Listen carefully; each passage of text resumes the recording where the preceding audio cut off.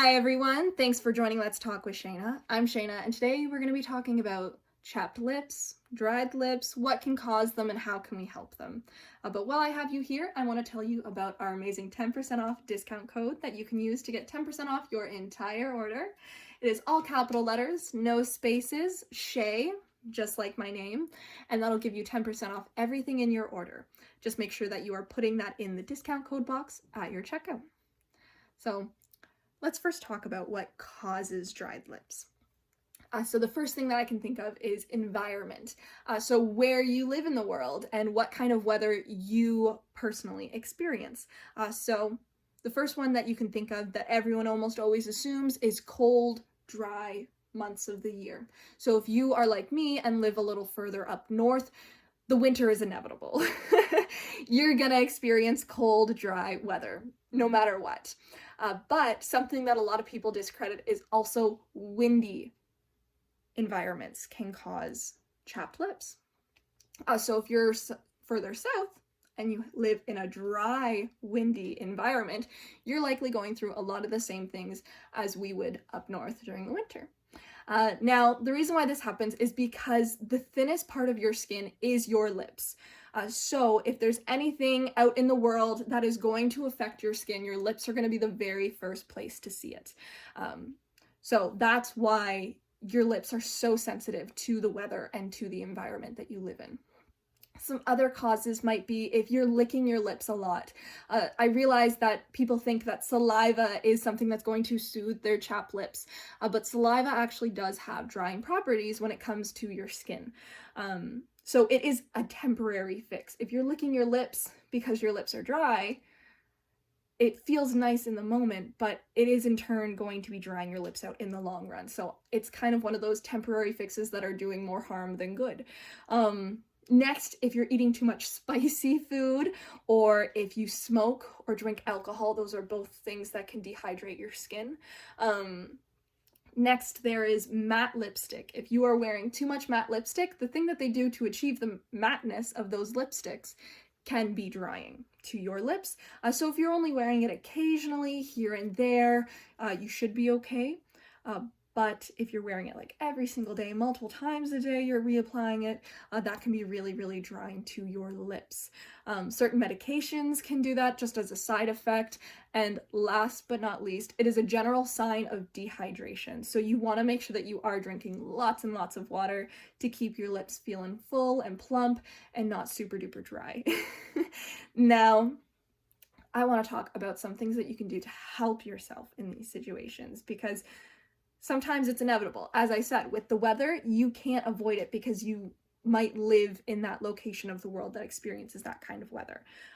So at least you can do is prepare your body for those seasons. So our very first one that we're going to talk about is lip balm. Obviously, lip balm is going to help. That's what it's designed for.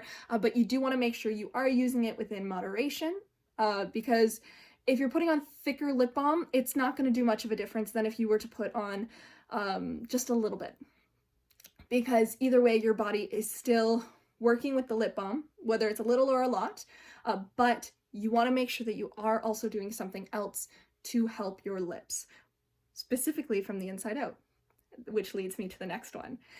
Drink water. A lot of it, more than you think you will need. Because chapped lips, as I mentioned earlier, is a sign of dehydration. So you really, really, really want to make sure that you are staying hydrated, specifically during the times of year that you know you're going to have chapped lips. Next, we have exfoliate. I realize it sounds super, super weird to have to exfoliate your lips, but by doing that, you are encouraging your skin to generate new skin cells when you are getting rid of the old dead ones. And then we also know that like chapped lips, they can get super chunky, have like flakes of dead skin, and let's be honest, who wants that on their lips and near their mouth? So exfoliating, one, is aesthetically a good thing for you, as well as it is just healthy for your skin cell regeneration. Now, a really simple way that you can exfoliate your lips is you're already going to be brushing your teeth. Once you're all done brushing your teeth, just take your toothbrush, run it under some hot to warm water, just to soften the bristles a little bit, and then just gently brush your lips. It's a very gentle way to exfoliate your lips. If your lips are really, really chapped, you might have, if you're anything like me, have like cracked spots that might get a little angry at this one. So if you do want to do something that's a little bit more gentler, you can also do a sugar scrub, which is going to lead me into our next section, which is like DIY at-home remedies that you can do. So our very first one is going to be a sugar scrub. So for a sugar scrub, you're just going to want to take sugar, coconut oil, or cocoa butter, or shea butter, a type of butter that is safe to be around your skin that is also known for moisturizing. So I'm personally a fan of coconut. And then just taking a little bit of sugar, putting that about, I find that it works best with equal quantities. So you should only need a little bit, like a teaspoon of each, I would say, maybe a little bit more. Equal amounts, mix it around, and then just use that to give your lips a nice little exfoliate. And all of it is things that your body is safe to consume, so if some of it accidentally gets into your mouth, it's okay. And then next we have, this is kind of like a hydration mask for your lips.